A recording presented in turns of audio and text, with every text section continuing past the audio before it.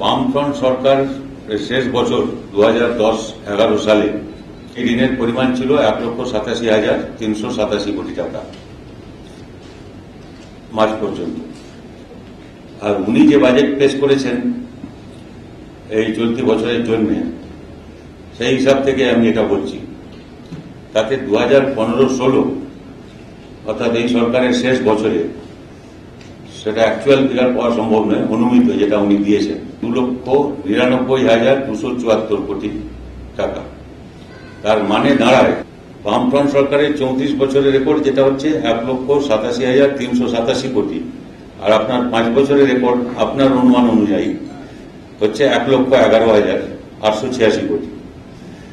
কাজে এই 1,87,000 34 বছরে আর 5 বছরে 1,11,000, এই অঙ্কটা কি করে আপনি মেলাবেন? উনি এটা ওটা সেটা বলে আসল কথাটা এড়িয়ে যেতে চাচ্ছেন।